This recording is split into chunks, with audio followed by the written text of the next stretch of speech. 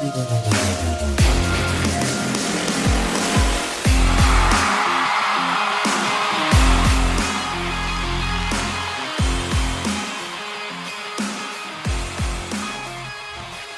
Nation, there it is, Victory Monday. It has been quite a while since we have had one of these, and sure, we may be 4-5, and it may be a season that's mostly academic, barring some sort of miracle, right? We understand that it's not likely that the Colts make a run, but at the end of the day, we sit down, we watch this team every single Sunday, for better or for worse. We certainly aren't going to complain about the fact that they give us a W instead of making us sit through a horror show, right? So, one of the things that was going through my mind while I was watching this game, and you tell me if you were thinking the same, shoulder surgery and all, I could not be any happier with the fact that the Colts ended up with Anthony Richardson over a Bryce Young, and leave it to an organization like the Panthers to trade up all of those assets in a draft where the QBs were sort of jumbled in the sense that it was really no clear consensus as to who the number one guy was,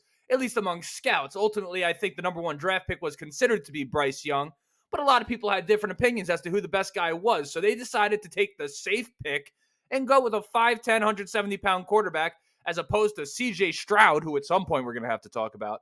But as opposed to a guy in C.J. Stroud, who off the film alone was the most obvious, clear-cut NFL quarterback in this draft. If you ask me personally, unfortunately, he's with the Texans, but that's neither here nor there. And what a great performance this was by a defense that has been taking a lot of heat, right? Everyone talking to big guys are calling people bums. Everyone's saying fire Gus Bradley. By the way, just as a side note, if you guys were in charge, I mean, we'd have a new head coach, coordinator, and general manager every season if it was up to some of you guys. I mean, everyone is calling for everyone's job all the time, and it always changes. It goes from Frank Reich to Chris Ballard to Gus Bradley.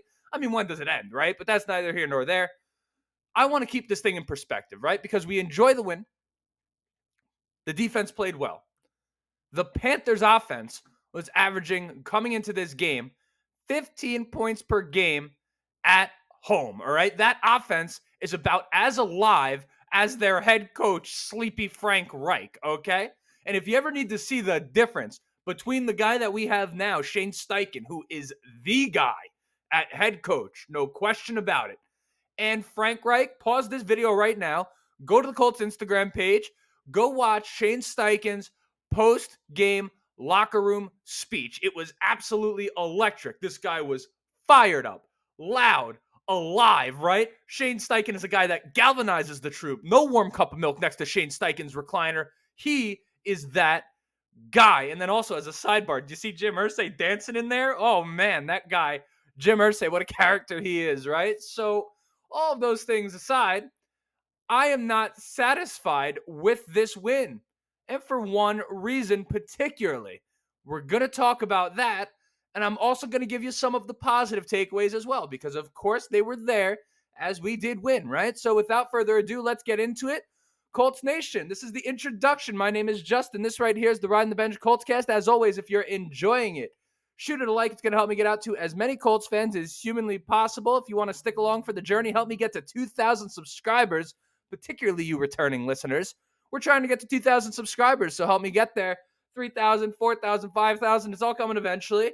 Yeah, that's pretty much it. Most importantly, enjoy the episode. Apologize if the timing right there. Apologize if my voice is a little whatever, but I'm a bit under the weather right now, so I'm going to try to keep this episode short and sweet if I can, and we'll go on from there. So I said I was not satisfied with this win, and it was for one reason and one reason only, okay? The Panthers coming into this game had a bottom 5 rushing defense in the NFL. The Panthers had allowed 100 yards on the ground in 8 straight games coming into this game against the Colts. I'm like burping up food from before. This is a tough time.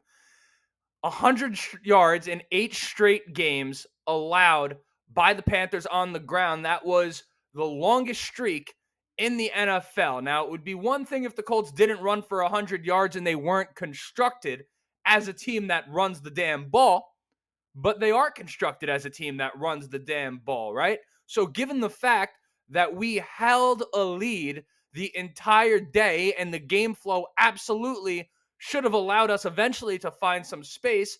It is a little bit discouraging to see Jonathan Taylor average 2.6 yards per carry on 18 carries, and Zach Moss averaged 3.7 yards per carry on 7 carries, right? I mean, we have to do better than that. If we want to keep winning games like this, we're going to have to run the ball better than the Colts ran the ball today. I thought it was a situation where the offense played down to the competition. But then again, this Texans team just went crazy, and they got beat by the Panthers last week, and I think they were held to 13. So I don't know. I mean, what do you take from it, right? The NFL is so weird like that. And just when you think you know something, it always has a funny way of telling you that you don't. Speak of the offense struggling. Kenny Moore, the legend, literally scored more touchdowns than the Colts offense. One pick six in his entire career. Coming into this game, he gets 2 off of Bryce Young, 1 on the overthrow to Miles Sanders, and 1 where he jumped Chuba Hubbard in the flat. Kenny Moore was awesome. Let's heap some praise on to Kenny Moore, okay? Because this is a guy who had a tough season last year, and he faced a lot of backlash from Colts Nation. And I had always given Kenny the benefit of the doubt on some levels, but there was part of me that was concerned maybe about, I don't know, like a scheme fit with Gus Bradley. Did he fit into what we were trying to do here? Whatever it was, right? There was noise with the contract last year. Had he lost some level of motivation? Did he not want to be here? These are all things that you speculate about, right? But then you see the way he is playing this year, and oh my goodness, Kenny Moore is back and better than ever. And I had a feeling he was going to have a big year earlier in the season, because when you listen to Shane Steichen, if you ever want to learn who the guys are in the NFL, who the real great players are, you listen to the coaches, in my opinion, talk about those guys, right? Because there's a different tone in a coach's voice when he's talking about a player that gives him nightmares or that he knows is just different than a lot of other guys that he has coached.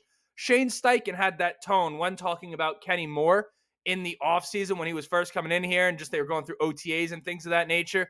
Shane Steichen had a lot of great things to say about Kenny Moore, just calling him elite, even after a struggling season. So I had kind of given him the benefit of the doubt, and sure enough, here he is delivering on it. And then going even a little bit further, Kenny Moore, absolutely sensational. Matt Gay, what an absolute luxury it is to just have a guy that could come out and knock down a 57-yard field goal like it's no big deal. I mean, he lined up for that kick.